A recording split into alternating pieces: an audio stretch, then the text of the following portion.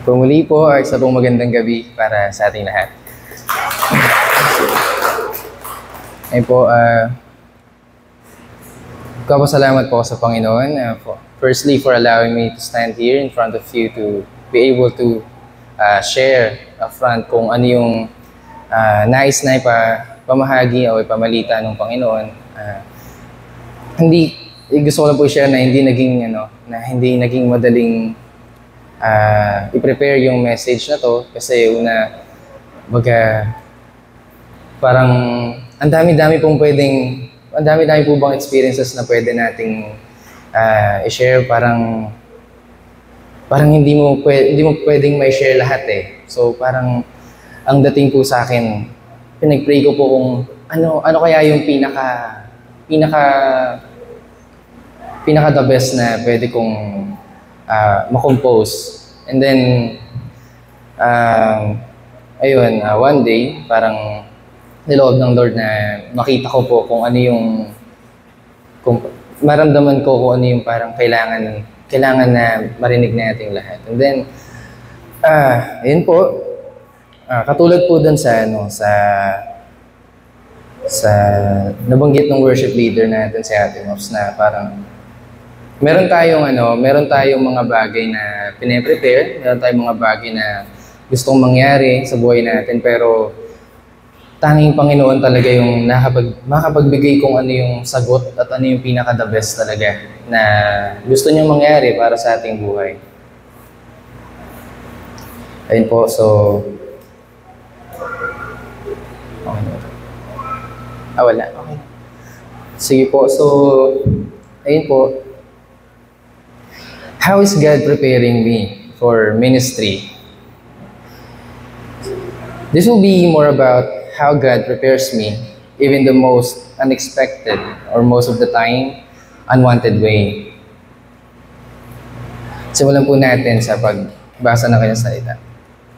According to Proverbs chapter 19, verse 21, many are the plans in the mind of a man, but it is the purpose of the Lord that will stand.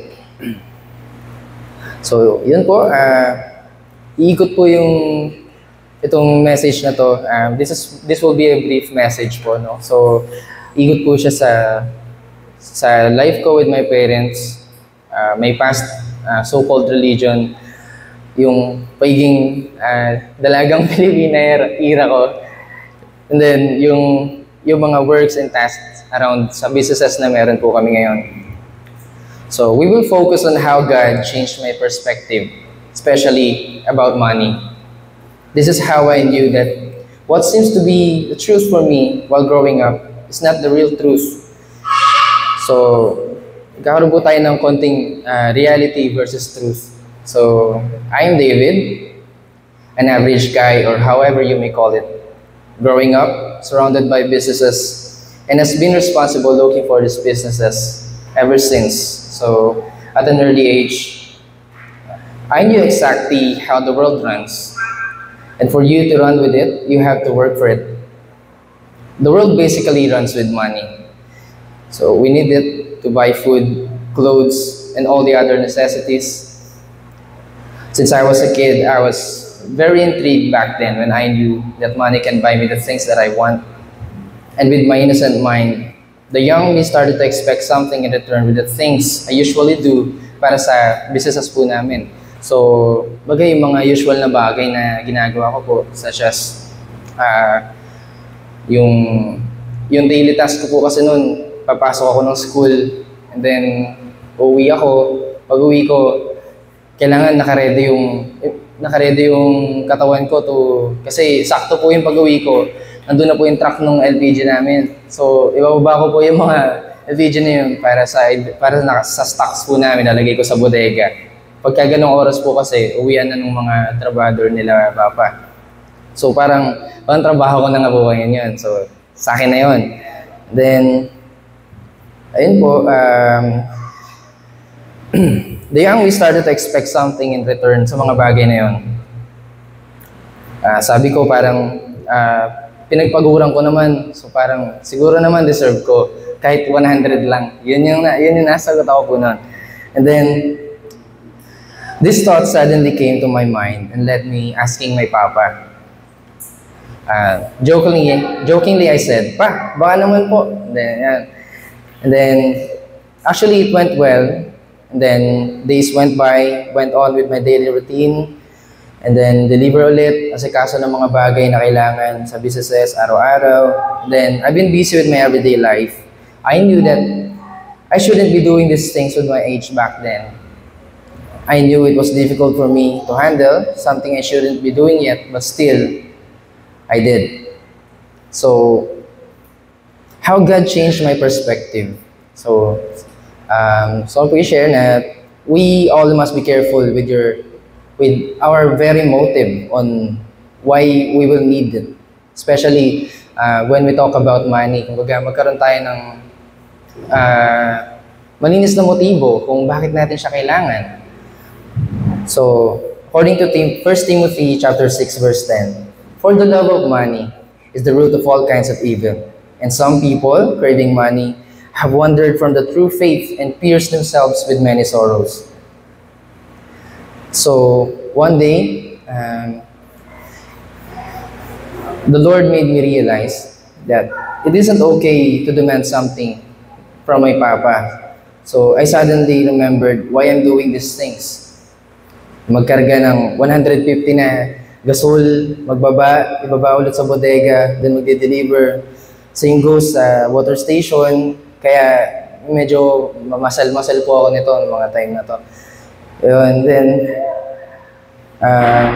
since then, nung pinarealize po sa akin ng Panginoon yun, hindi ko na po siya ulit nabanggit, hindi ko na siya ulit hinangad na parang may ma-receive naman ako in return sa mga bagay na naitutulong ko ng maluwag sa family ko. And then, I continued to do what I'm doing happily. And one day, my papa called me and handed me 250 pesos and a huge smile on my face went out. It felt a lot better knowing that I have set my mind that I don't deserve it. Kasi sa ngayon, especially ngayon, naniniwala tayo na nabubuhay na tayo sa mundo ng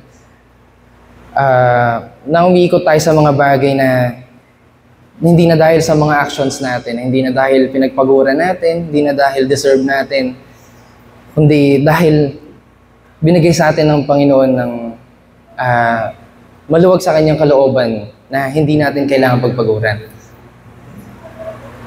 So, I used to have difficulties dealing with money. I used to strive hard on how I could possibly earn it without the help of my parents. I used to do everything so I can earn. Nagsumubok po ako sa call center, sa BPO, and then Papa PH, if you're familiar with that. Nag-delivery rider po ako ng mga pagkain. Yan, so, sa Balanga po yun. And then, hanggang napasok ko po yung pagbabuy and sell ng mga PlayStation, ng motor, buti nga po hindi pa umabot sa kotse, sayang po. So, ayun po, parang nung time na yun, kasi parang graduate na po ba ako ng college, and then parang nandun ako sa point na pinipilit ko yung sarili ko na kailangan kumita na ako. Para po bang nagiging mahirap siya tanggapin sa akin na hanggang ngayon tambay pa rin ako, ilang buwan na. So, akala ko kasi pagkatapos mo ng college, parang sunod-sunod din, parang magkakatrabaho ka na maganda. Yun. So, hindi lahat, natutunan ko na hindi lahat ng bagay susunod sa kung ano yung naaayon sa gusto mo. And then, so yun po, nakita ko na pinipilit ko yung sarili ko na inuunahan ko yung Panginoon sa kung ano yung plano niya sa akin. Meron akong mga bagay na gusto kong mangyari, and then, parang gusto ko yun talaga yung mangyari. So, ginagawan ko ng paraan. I ended up making solutions sa mga iniisip ko. And yes, it was difficult because of my wrong motives. This just shows how careful we should be. So for 17 years, I thought that reality is also the truth, but then God has a plan for me. I needed to experience these things so He can mold me to be used for His perfect purpose. I am actually very thankful for these experiences of mine, these so-called hardships.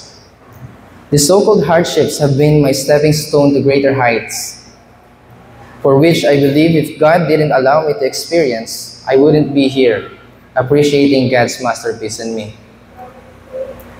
I can really say how faithful God is in my life, for He removed me from my past self. So gone are the days that I'm striving hard for my personal gain. Everything that I have now is only a result of how God worked in my life, on how good God is in my life. This shows how we should set our motives with a heart of obedience.